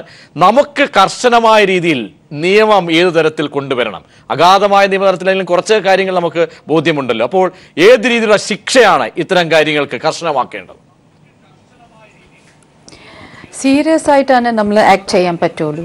കാരണം ഇവിടെ ഒരുപാട് നിയമങ്ങളുണ്ട്, അമെൻമെന്റ്സും ചെയ്തിട്ടുണ്ട്, പക്ഷേ എക്സിക്യൂഷൻ വളരെ സ്ലോ ആണ് ഇന്ത്യയിൽ പൊതുവെ. സോ എല്ലാവരും എന്താ ശിക്ഷ കിട്ടാൻ കുറേ വർഷങ്ങളാവും. അത് കാരണം കൊണ്ടാണ് എല്ലാവരും ഇങ്ങനത്തെ ചിന്തയിലാണ്. സോ ഇങ്ങനത്തെ പോസ്റ്റ് ഇടണം. അത് മാത്രമല്ല, ആൾക്കാരുടെ ചിന്ത is like okay no problem, commit ചെയ്താൽ എന്താ, ഇനി അടുത്ത് നമുക്ക് ശിക്ഷ കിട്ടുന്നത് ഇനി 20 years എടുക്കും. സോ കുഴപ്പമില്ല. ഇതാണ് ഒരു മടിയാണ് എല്ലാവർക്കും തോന്നുന്നു. സോ നമ്മളുടെ കോർട്ട് സിസ്റ്റം മാറണം, എക്സിക്യൂഷൻ തന്നെ പെട്ടെന്ന് ചെയ്യണം. അത് മാത്രമല്ല ഹാഷാണ് എക്സിക്യൂഷൻ കൊടുക്കണം. സോ ഇത് പെട്ടെന്ന് ചെയ്താലേ ആൾക്കാർക്ക് കുറച്ചുകൂടെ ഒരു ഡെറ്ററൻസ് ആയി മാറും, പേടി ഉണ്ടാവും. അപ്പോൾ ഇങ്ങനത്തെ കാര്യങ്ങൾ ഇപ്പോൾ ഇത് ഇൻസെൻസിറ്റീവ് ആയിട്ടാണ് എനിക്ക് തോന്നുന്നു. ഞാൻ നേരത്തെ പറഞ്ഞ പോലെ നമ്മളുടെ റിലിജൻ ഓർഗനൈസേഷനിലും ഒരുപാട് റെസ്പോൺസിബിലിറ്റി ഉണ്ട്. അതുപോലെ ഡോക്ടറും പറഞ്ഞു, പിന്നെ നമ്മളുടെ അഡ്വക്കേറ്റും പറഞ്ഞു, അബ്രോഡിൽ ഇങ്ങനെ നമ്മൾ നെയിം ആൻഡ് ഷെയിമിൻ്റെ ഒരു സംവിധാനമുണ്ട്. സോ ഒരു ഫീഡഫൈലോ അല്ലെങ്കിൽ ഇങ്ങനത്തെ പ്രശ്നങ്ങൾ ഉണ്ടാക്കുന്ന ആൾക്കാർക്ക് ചിപ്സ് മാത്രമല്ല, അവർ തന്നെ ആ ബോർഡിൽ ഒരു ഏരിയയിൽ, say for example any residential ഏരിയയിൽ വരുമ്പോൾ അവിടെ ഒരു ബോർഡ് അവർ ഇടും. ആദ്യം ബി കോഷ്യസ് ഫീഡഫൈൽസ് അറൗണ്ട്, അങ്ങനെയാണ് അവർ ഇടുന്നത്. സോ അത് മാത്രമല്ല, നമുക്ക് വെബ്സൈറ്റ് ഡേറ്റാബേസ് ഇപ്പോൾ നമ്മൾ ടെക്നോളജിയിൽ ഒരുപാട് അഡ്വാൻസ് ആയിട്ടുണ്ട്. ഈ കോഡ് സിസ്റ്റമും ഇപ്പോൾ ഒരുപാട് ഡേറ്റാബേസിൽ ഉണ്ടാവും. സോ ഇങ്ങനത്തെ ശിക്ഷ കിട്ടുന്ന ആൾക്കാരുടെ അല്ലെങ്കിൽ ആരെങ്കിലും ഇങ്ങനത്തെ പോക്സോവോ അല്ലെങ്കിൽ ഇപ്പോൾ ഒരുപാട് ഫീമെയിലിൻ്റെ പ്രശ്നങ്ങളിലായിട്ടുണ്ട് ആൾക്കാരുടെ ഈ ഡേറ്റാബേസിൽ എടുക്കുക. പിന്നെ അത് മാത്രമല്ല, പബ്ലിക്കായിട്ട് നമ്മൾ വി ക്യാൻ ചെക്ക് ഇറ്റ്. ഈ നമ്മളുടെ ലൊക്കേഷനിൽ എന്തെങ്കിലും ഇങ്ങനത്തെ പ്രശ്നങ്ങളുള്ള ആൾക്കാർ ഉണ്ടോ, ഇങ്ങനെ മീൻസ് നമുക്ക് നമ്മളുടെ ചിൽഡ്രൻ മാത്രമല്ല ലേഡീസും നമുക്കൊരു പ്രൊട്ടക്ഷൻ ഉണ്ടാവും. ഇത് പെട്ടെന്ന് ഐ എം ഹോപ്പിംഗ് നമ്മളുടെ എന്താ പറയുക, നമ്മളുടെ പോലീസും ചെയ്യണം. അത് മാത്രമല്ല നെയ്ബർഹുഡ്, ഞാൻ പറഞ്ഞ പോലെ നെയ്ബർഹുഡ് വാച്ച് നമുക്ക് വേണം. കോർട്ടും ഇതൊക്കെ സമ്മതിക്കണം. ഇല്ലെങ്കിൽ നമ്മളുടെ സൊസൈറ്റി ഇപ്പോൾ I think we are going through destruction ടൈമാണ്. വളരെ സങ്കടം. ബിക്കോസ് പുറത്ത് ഇങ്ങനെ വെസ്റ്റേൺ വേൾഡിൽ ഇങ്ങനെ നടന്നാൽ നമുക്ക് അത് വി ഡോണ്ട് ബോദർ, കാരണം അവിടെ കൾച്ചർ ഇല്ല. പക്ഷേ നമ്മൾ ഒരു ഇന്ത്യൻ സൊസൈറ്റിയാണ്, ഇങ്ങനെ ഒരുപാട് പ്രശ്നങ്ങൾ ഉണ്ടായിക്കൊണ്ടിരിക്കുക. അത് കാണുമ്പോൾ നമുക്ക് വളരെ സങ്കടം മാത്രമല്ല, it's very shameful. And especially ഇത് കേരളത്തിൽ നടക്കുന്നത് ഇറ്റ്സ് ടെറിബിൾ. കാരണം നമ്മൾ എല്ലാവരും 100% ലിറ്ററസി ഉള്ള സ്റ്റേറ്റ് ആണ് compared to other states of India. So ഇതാണ് ഒരു സജഷൻ. തീർച്ചയായും ഒരുപക്ഷെ രഞ്ജിനി അടക്കം പറഞ്ഞതുപോലെ ഈ ഇഴച്ചിലാണ് ഞാൻ ഷാഹിദ കമാൽ, അതായത് ഇനി നമുക്ക് വേണ്ടത്, നമ്മൾ കേരളം ഔന്നത്യത്തോടു കൂടി പല തിരുത്തൽ പ്രക്രിയയിൽ വരുത്തിയ സംസ്ഥാനം കൂടിയാണ്. നമുക്ക് വേണ്ടത് തിരുത്തൽ പ്രക്രിയയാണ്. അപ്പോൾ അതിനനുകൂലമായ ഒരു അന്തരീക്ഷം ഉണ്ടാകണം. എന്തായിരിക്കും വനിതാ കമ്മീഷൻ ഇക്കാര്യത്തിൽ ജാഗ്രതയോടുകൂടി, വെറും കടലാസിലെഴുതിയ ശുപാർശകളല്ല, അങ്ങോട്ട് അയക്കുന്ന ഒരു ഏജൻസിയായി വനിതാ കമ്മീഷൻ മാറേണ്ടതില്ല. ആ രീതിയിലപ്പുറത്തേക്ക് ഇടപെടലുകൾ കൃത്യമായി സർക്കാരിന് മുന്നിലേക്ക്, പോലീസ് സ്റ്റേഷനുകളിലേക്ക്, ഇന്ന റിപ്പോർട്ടിട്ട് ഇന്ന സമയത്തേക്ക് ആ രീതിയിലേക്ക് മാറാൻ തക്കുന്ന രീതിയിൽ ഈ കേസ് ഒരു തുടക്കമാകുമെങ്കിൽ, നിങ്ങൾക്ക് പരിമിതികളുണ്ട്, അതിനുള്ളിൽ നിന്നെങ്കിലും ചെയ്യാൻ കഴിയുന്ന, അങ്ങേയറ്റം ചെയ്യാൻ കഴിയുന്ന സംവിധാനം. തീർച്ചയായിട്ടും ഈ കേസിൽ മാത്രമല്ല, ഞങ്ങളിപ്പോൾ പല കേസുകളിലും അത്തരത്തിൽ പോലീസിനെ ഞങ്ങൾ വിളിച്ചു വരുത്തി ഞങ്ങൾ റിപ്പോർട്ട് എടുക്കുകയും മൊഴിയെടുക്കുകയും ചെയ്തുകൊണ്ടിരിക്കുകയാണ്. അതൊക്കെ പലപ്പോഴും ഞങ്ങൾ മാധ്യമങ്ങളിലൂടെ പുറത്ത് വിടുന്നില്ല എന്ന് മാത്രമേ ഉള്ളൂ. ഇത്തരം കേസുകളിലൊക്കെ പോലീസിന്റെ ഭാഗത്തു നിന്ന്, അതാണ് ഞാൻ ആമുഖമായി പറഞ്ഞത്, എല്ലാ പോലീസുകാരും അങ്ങനെയല്ല, ചില പോലീസുകാരൊക്കെ അങ്ങനെയാണ് എന്ന് വനിതാ കമ്മീഷൻ ഇരുന്നുകൊണ്ട് എനിക്ക് ആധികാരികമായി പറയാൻ കഴിയുമെന്ന് ഞാൻ പറഞ്ഞത്. ഇത്തരം കേസുകളിൽ സ്ത്രീവിരുദ്ധരായ പോലീസുകാരാണോ?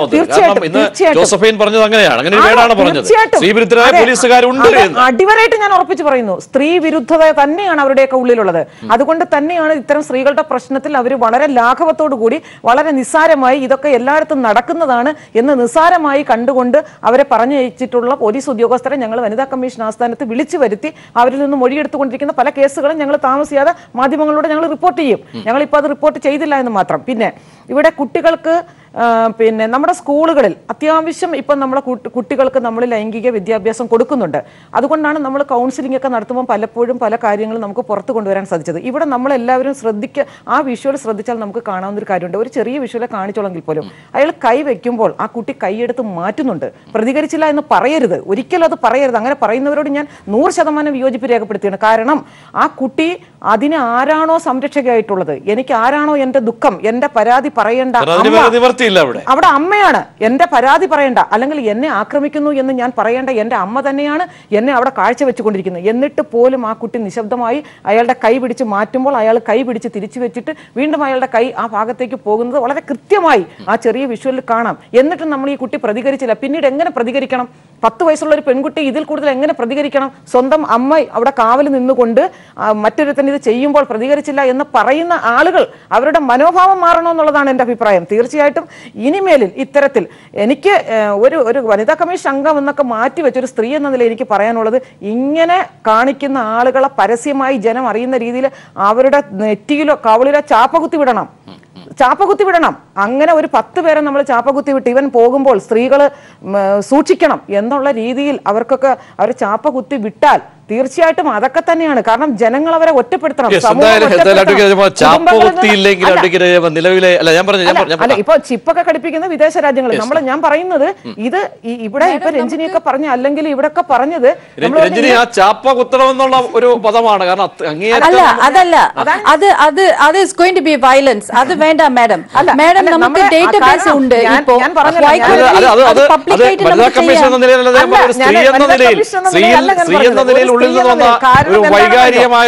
എന്താണെന്നറിയോ, ഇപ്പം ഈ പറയുന്ന ഇപ്പൊ ഇതെല്ലാം വലിയ കോലാഹലവും ചർച്ചയായി. ഒരാഴ്ച കഴിഞ്ഞ് വേറൊരു വിഷയം കിട്ടുമ്പോൾ നമ്മളെല്ലാവരും ചർച്ച വിട്ടുപോകും. മാധ്യമങ്ങൾ, സമൂഹം അവരെവിടെ പോയി? അവർക്ക് എന്ത് ശിക്ഷ കിട്ടി? അവർ സമൂഹത്തിൽ എങ്ങനെ ജീവിക്കുന്നു? നമ്മൾ മോണിറ്ററിംഗ് ഇല്ല. മറിച്ച് ഇത്തരത്തിൽ ഇവരെ സമൂഹത്തിൽ അടയാളപ്പെടുത്തണം. ഞാൻ ചാപ്പകുത്തുന്നു എന്ന് പറഞ്ഞത് ഇച്ചിരി അധികമായി പോയി എന്ന് എനിക്കറിയാം. പക്ഷെ ഇവരെ സമൂഹത്തിൽ അടയാളപ്പെടുത്തുന്ന രീതിയിൽ ഇവരെ നമ്മൾ സമൂഹത്തിന് മുന്നിൽ കൊണ്ടുവരണം എന്ന്. തീർച്ചയായും അഡ്വക്കേറ്റ് രാജകുമാർ, അതായത് ഞാൻ ചോദിക്കുന്ന ആ ഇഴച്ചിൽ 2014 കണക്കാണ് എൻ്റെ ഉള്ളത്. 4275 കേസുകൾ കോടതികളിലെത്തുന്നു. അതിൽ 620 എണ്ണം മാത്രമാണ് അത് തീർപ്പാക്കിയത്. ബാലാവകാശ കമ്മീഷൻ അത് വളരെ വിഷമത്തോടുകൂടി പലപ്പോഴും അവർ കണക്കുകൾ സൂചിപ്പിച്ചാണ്. അവർക്ക് പലപ്പോഴും ഒരു നിവൃത്തിയില്ലാതെ പോകുന്നു. ഇന്ന് ഇത്തരം മാധ്യമ വാർത്തകൾ വരുമ്പോഴായിരിക്കും അവർ വീണ്ടും അതിൻ്റെ ഒരുപക്ഷെ പ്രതീക്ഷയിലേക്ക് വരുന്നത്, വീണ്ടും അതിലേക്ക്. അപ്പോൾ എന്താണ് അങ്ങനെ ഒരു സംഭവിക്കുന്ന കാര്യങ്ങൾ? കാരണം ഈ കേസിൻ്റെ കാര്യത്തിൽ പോലും ഒരു തീർപ്പിലേക്ക് പോകുന്നില്ല. നേരത്തെ രഞ്ജിനി സൂചിപ്പിച്ചതുപോലെ ഇതൊക്കെ കുറ്റവാളികൾക്ക് വീണ്ടും ഒരു പഴുതിടുകയാണ് അവിടെ. അതല്ല, അതിൻ്റെ അകത്ത് കാര്യങ്ങൾ ശരിയായിട്ട് മനസ്സിലാക്കാത്തതാണ്. ഈ പോക്സോ ആക്ട് അനുസരിച്ച് സ്പെഷ്യൽ പ്രൊസീജിയറാണ് ട്രയലിന്. അതിൻ്റെ അവബോധമുള്ള അഭിഭാഷകർക്കറിയാം ഏതാണ് ചോദിക്കാവുന്ന ചോദ്യങ്ങൾ, ഏത് ശൈലിയിൽ മാത്രമേ ചോദിക്കാൻ കഴിയൂ. ഈ വിക്ടിമിനെ നമുക്ക് കാണാൻ പോലും പറ്റില്ല. കാര്യം അവരെ സെക്ലൂഡഡ് ആയിട്ട് നിർത്തി അഥവാ എന്തെങ്കിലും നമ്മൾ ചോദിച്ചു കഴിഞ്ഞാൽ അതിലുണ്ടെങ്കിൽ കോർട്ടാണ് തിരിച്ചവരുടെ അടുത്ത് ചോദ്യം ചോദിക്കുന്നത്. ഇപ്പോൾ ഈ പ്രതി എന്ന് പറയുന്ന ആളിനെ കുട്ടിക്കോ മറ്റാൾക്കോ കാണാൻ പറ്റില്ല. ആ മറയ്ക്കുള്ളിലാണ് നിൽക്കേണ്ടത്. അങ്ങനെയുള്ള സ്പെഷ്യൽ സംവിധാനമാണ് പോക്സോ കോടതിയിൽ പറഞ്ഞിരിക്കുന്നത്. അങ്ങനെയാണ് നടക്കുന്നത്. അതിനൊക്കെ പരിമിതികളുണ്ട്, ഇല്ല എന്ന് ഞാൻ പറയുന്നില്ല. കാര്യം അവർ രണ്ടുപേരും ഇപ്പോഴും ഒരേ വഴി കൂടെ തന്നെയാണ് അകത്തോട്ട് കയറുന്നത്. അപ്പോൾ കാണില്ല എന്ന് പറയുന്നത് ശരിയല്ല. അതിനുള്ള സംവിധാനം നമ്മൾ മനസ്സിലാക്കാനുള്ള ജുഡീഷ്യറിയെ എല്ലാവർക്കും കുറ്റം പറയാം. പക്ഷേ ഞങ്ങൾക്ക് അതിൻ്റെ അകത്ത് നിന്ന് പ്രവർത്തിക്കുന്നവരാകൊണ്ട് ഞങ്ങൾ പറയുകയാണ്, 1% താഴെ മാത്രമാണ് ദേശീയ വരുമാനത്തിൽ നിന്ന് ജുഡീഷ്യറിക്ക് കോൺട്രിബ്യൂഷൻ കൊടുക്കുന്നത്. നമ്മുടെ കോടതികളിൽ 40% ജഡ്ജിമാരില്ലാതെ ഒഴിഞ്ഞു കിടക്കുന്ന എല്ലാ ജില്ലകൾക്കും ഉണ്ട് ഇപ്പം ഉണ്ട്. പക്ഷേ ഇവിടെ ഒരു പ്രോബ്ലം വരുന്നത് എന്ന് പറഞ്ഞാൽ അതിൽ ഒരു സെഷൻ ജഡ്ജാണ് വരേണ്ടത്. അവിടേക്ക് പല ദിവസങ്ങളിൽ ഈ പോസ്റ്റിംഗ് പല കോടതികളിലും വരാറില്ല. പിന്നെ മാത്രമല്ല, ഇതിനൊരു പ്രൊസീജിയർ ഉണ്ട്. ആ പ്രൊസീജിയർ അനുസരിച്ച് ഈ സാക്ഷികളെ വിസ്തരിച്ച് മാത്രമേ ഇതിൽ വിധി കൽപ്പിക്കാൻ പറ്റൂ. അത് നമ്മുടെ നിയമത്തിൻ്റെ അകത്ത് ഉള്ള ഒരു നടപടിക്രമമാണ്. അത് പൂർത്തീകരിച്ചേ പറ്റൂ. ഇതിൽ കൂടുതൽ കോടതികൾ വരിക, അതായത് ഈ ക്രമാതീതമായി ക്രൈം വർദ്ധിക്കുമ്പോൾ, പണ്ട് ഫാസ്റ്റ് ട്രാക്ക് കോടതികൾ വന്നു. എത്ര മർഡർ കേസാണ് പെട്ടെന്ന് തീർന്നത്? അതിന് സെൻട്രൽ ഗവൺമെൻറ്റിൻ്റെ ഫണ്ട് വന്നു, അഡീഷണൽ കോടതികൾ വന്നു, കെട്ടിടങ്ങൾ വന്നു, പെട്ടെന്ന് തീർന്നു. അതുപോലെ ഫാസ്റ്റ് ട്രാക്ക് സംവിധാനം ഈ കേസുകൾക്ക് ഉണ്ടാക്കിയാൽ അത് സെൻട്രൽ ഗവൺമെൻറ് സ്റ്റേറ്റ് ഗവൺമെൻറ്റും കൂടി തീരുമാനിക്കുകയാണ്. പെട്ടെന്ന് ഈ കേസുകൾ തീർക്കാം. അതിന് യാതൊരു പ്രശ്നമില്ല. അവസാനമായി ഡോക്ടർ മോഹൻ റോയ്, അതായത് പോലീസ് സേനയെ കൂടി, കാരണം ഇക്കാര്യത്തിൽ ഇത് സർക്കാർ ഒരു തിരുത്തൽ പ്രക്രിയയായിട്ടാണ് എടുത്തിരിക്കുന്നതെങ്കിൽ, കാരണം ആ രീതിയിലേക്കുള്ള നടപടികളാണ് അവർ മുന്നോട്ട് കൊണ്ടുവന്നത്. അപ്പോൾ പോലീസ് സേനയിൽ അവർക്കവിടെ ചെയ്യാൻ കഴിയുന്ന, അവർക്ക് കൊടുക്കാൻ കഴിയുന്ന ഒരു ജാഗ്രത എന്തായിരിക്കാം? അവബോധ പ്രവർത്തനങ്ങൾ ഉണ്ടാവണം, ഇൻ സർവീസ് ട്രെയിനിങ്ങുകൾ ഉണ്ടാവണം. ഇത് കമ്പൽസറി ആയിരിക്കും. അത് ഇൻ സർവീസ് ട്രെയിനിങ്ങുകളിൽ പലപ്പോഴും എന്താണ് ഇൻ സർവീസ് ട്രെയിനിങ്ങുകളിൽ സംഭവിക്കുന്നത് നമുക്കറിയാം. അവിടെ പോയി ഇരുന്നിട്ട് തിരിച്ചു വരുമെന്ന് എനിക്ക് സജസ്റ്റ് ചെയ്യാനുള്ളത് ഇൻ സർവീസ് ട്രെയിനിങ്ങിൻ്റെ ഭാഗമായി ഒരു പോസ്റ്റ് ടെസ്റ്റ്, അതായത് ഇൻ സർവീസ് ട്രെയിനിങ് പങ്കെടുക്കുന്നവർക്ക് അതിനുശേഷം ഒരു പരീക്ഷ എഴുതുകയും ആ പരീക്ഷ കൃത്യശതമാനം മാർക്കോടുകൂടി പാസ്സായാൽ മാത്രമേ അവർ യഥാർത്ഥത്തിൽ ഈ ഇൻ സർവീസ് ട്രെയിനിങ് അറ്റൻഡ് ചെയ്തു എന്ന് ഉറപ്പുവരുത്തുകയും അതുമായി ബന്ധപ്പെട്ട ആനുകൂല്യങ്ങൾ അവർക്ക് ലഭിക്കുകയും ചെയ്യാവും. രണ്ട്, നാം സൂചിപ്പിച്ച പോലെ വ്യക്തമായ അവബോധ പ്രവർത്തനങ്ങളുണ്ടാകും. ശിശു സൗഹൃദമാകണം നമ്മുടെ പോലീസ് സംവിധാനം. അതായത് പോലീസ് സംവിധാനത്തിന് ധാരാളം പരിമിതികളുണ്ട്, നമ്മളതൊക്കെ സമ്മതിക്കുന്നുണ്ട്. പക്ഷേ മുന്നിൽ വന്നിരിക്കുന്ന ഒരു വ്യക്തിയുടെ മനോഭാവത്തിലേക്ക് ഇറങ്ങിച്ചെന്ന് എന്തു വേദനയാണ് അയാൾക്കുള്ളതെന്ന് എനിക്ക് സ്വാംശീകരിക്കാൻ പറ്റുന്നത്. നാം നേരത്തെ തന്നെ സൂചിപ്പിച്ച അനുതാപം അഥവാ എമ്പതി എന്ന് പറയുന്ന ഒരു ഗുണമാണത്, ക്വാളിറ്റിയാണ്. അത് തലച്ചോറിൻ്റെ പ്രവർത്തനമൊക്കെ ബന്ധപ്പെട്ടതാണ്. പക്ഷേ ഇത് നമുക്ക് വികസിപ്പിച്ചെടുക്കാൻ സാധിക്കും. ഇത്തരത്തിൽ വികസിപ്പിച്ചെടുത്താൽ മാത്രമേ പോലീസ് സംവിധാനത്തിന് പൊതുവായി സെൻസിറ്റീവ് ആവാൻ പറ്റുള്ളൂ. നമ്മുടെ പോലീസ് സംവിധാനം ജനങ്ങളുടെ ആവശ്യത്തിനനുസരിച്ച് 21-ാം നൂറ്റാണ്ടിലെ അല്ലെങ്കിൽ 21-ാം നൂറ്റാണ്ടിൽ 18 വർഷം കഴിഞ്ഞിട്ടുള്ള കേരളത്തിലാണ് തങ്ങൾ ജോലി ചെയ്യുന്നത് എന്ന് മനസ്സിലാക്കിക്കൊണ്ടുള്ള ഒരു സംവിധാനത്തിലേക്ക് പോലീസ് സേന എത്തണം. ഇനി അങ്ങനെ എത്താൻ സാധിക്കുന്നില്ലെങ്കിൽ ഇപ്പോഴത്തെ നിയമത്തിൻ്റെ ഉള്ളിൽ നിന്നും അത് ചെയ്യാൻ അവരെ മാതൃകാപരമായി നിർബന്ധിതരാക്കാനുള്ള ഒരു സംവിധാനം ഇന്നത്തെ ഒരു ശിക്ഷയ്ക്ക് ഒരുപക്ഷെ ESI അതിന് വിധേയനാകുന്നുണ്ടെങ്കിൽ അതൊരു സൂചനയായി മാറും, അതൊരു അടയാളപ്പെടുത്തലായേക്കാം. ശ്രീ രഞ്ജിനി, അവസാനമായി അതായത് പിഞ്ചു കുഞ്ഞുങ്ങളുള്ള മാതാപിതാക്കളോട് രഞ്ജിനിക്ക് പറയാനുള്ളത്, കാരണം ഇതിൽ ഈ മാതാവ് ഒരു അടയാളപ്പെടുത്തലായി ദയനീയമായി മാറുന്നുണ്ടെങ്കിൽ എന്താ ചെയ്യുക? ഐ ആം സ്പീച്ച്ലെസ് ആണ്. ഒന്ന്, ഫാമിലിയിൽ എന്താ ചെയ്യാൻ പറ്റും? നമുക്ക് ഓപ്പൺ ആയിട്ട് സെക്സ് എഡ്യൂക്കേഷൻ ആണ് സംസാരിക്കാൻ പറ്റുള്ളൂ. ആൻഡ് പേരൻസ് ഇപ്പോൾ ഉള്ള യങ് ജനറേഷനുള്ള പേരൻസ് ഇപ്പോൾ ഒരുപാട് പേര്, എത്ര പേര് ചിൽഡ്രനോട് സംസാരിക്കുന്നു. ആഫ്റ്റർ സ്കൂൾ വന്നിട്ട് അവർ എന്താ ചെയ്യുന്നു കൂടെ ചില പേരൻസ്ക്ക് അറിഞ്ഞൂടാ. ബിക്കോസ് അത്രയ്ക്ക് പെമ്പേർഡായി പോയി children. So I'm sure next step is parents have to be a bit strict. Strict മാത്രമല്ല, മോണിറ്റർ ചെയ്യുക. ബിക്കോസ് ഇപ്പോൾ എല്ലാ ചിൽഡ്രൻ കയ്യിലും മൊബൈൽ ഫോണാണ്. നമ്മൾ എന്തൊക്കെ ചെയ്താലും ആ മൊബൈൽ ഫോണിൽ തന്നെ നമുക്ക് ഒരുപാട് കാര്യങ്ങൾ കാണാൻ പറ്റും, like phone side or whatever it is. So എല്ലാം responsibility is in with the parents ആണ്. Of course, അച്ഛൻ എപ്പോഴും ഓഫീസിലേ ആയിരിക്കും. The main reason is the mother. So mother എന്ത് ചെയ്യും? അവർ മോണിറ്റർ ചെയ്യുക, അല്ലെങ്കിൽ സംസാരിച്ചാൽ മാത്രം മതി. കാരണം അന്നത്തെ ഡേ എങ്ങനെ ആയിരുന്നു, ചിൽഡ്രൻ വിൽ ഓപ്പൺ അപ്പ്. അങ്ങനെയാണ് നമുക്ക് ഒരു ഫാമിലി ബോണ്ടിങ് വേണം. സോ ഓപ്പൺ ആയിട്ട് എല്ലാവരും ഡിന്നർ ഒരുമിച്ച് കഴിക്കുക, ഒരുമിച്ച് TV കാണാം, മൂവിക്ക് പോവാം. ഇപ്പൊ എല്ലാവരും ശ്രീ രഞ്ജിനി പറഞ്ഞതുപോലെ ഇതിന് ഒരു ജോയിന്റ് റെസ്പോൺസിബിലിറ്റി ആണുള്ളത്. അച്ഛൻ എന്ത് ചെയ്തു, അമ്മ എന്ത് ചെയ്തു, അമ്മ എന്ത് ചെയ്യണം എന്നൊക്കെ നമ്മുടെ സമൂഹത്തിൽ ഒരു അലിഖിതമായ നിയമം അടിച്ചേൽപ്പിച്ചാണ് നമ്മളെല്ലാം വളർത്തിക്കൊണ്ടുവന്നത്. ഇവിടെ അത് ചെയ്താൽ പറ്റില്ല. ഒരു ജോയിന്റ് റെസ്പോൺസിബിലിറ്റിയാണ്. ഒരാൾ വീക്കാവുന്ന സ്ഥലത്ത് മറ്റേ ആൾ അത് ഏറ്റെടുത്ത് ചെയ്യുവാൻ, അച്ഛനായിരുന്നാലും അമ്മയായിരുന്നാലും ചെയ്താൽ മാത്രമേ നല്ലൊരു കുടുംബത്തെ നമുക്ക് സൃഷ്ടിച്ചെടുക്കാൻ പറ്റൂ. അതിൻ്റെ ഫൈറ്റാണ് നിങ്ങൾ ചെയ്തോ ഞാൻ ചെയ്തോ നിങ്ങൾ എന്തുകൊണ്ട് ചെയ്തില്ല എന്നുള്ള ഫൈറ്റ് മാഡത്തിനൊക്കെ കൂടുതൽ അറിയാൻ. ഇതായിരിക്കും മിക്കവാറും കുടുംബത്തിലെ ഇന്ന് നെരിപ്പോടുകളാക്കി മാറ്റുന്ന ഒരു സംവിധാനം. എനിക്കെന്ത് കഴിവുണ്ട്, അച്ഛന് അത് ചെയ്യാൻ കഴിയുമോ? ഉദാഹരണമായിട്ട് അച്ഛന് ഇലക്ട്രോണിക് മീഡിയയിൽ യാതൊരു വിധമായ പരിജ്ഞാനവും ഇല്ല. കുട്ടി ഇലക്ട്രോണിക് മീഡിയ മിസ്യൂസ് ചെയ്യുന്നുണ്ടോ എന്ന് അമ്മ എന്ന കമ്പ്യൂട്ടർ വിദഗ്ധയാണ് എന്ന് നോക്കിയാൽ അത് അമ്മയുടെ റെസ്പോൺസിബിലിറ്റി ആയിട്ടുമാണ്, അച്ഛൻ്റെ ചുമതലയിലേക്ക് വയ്ക്കരുത്.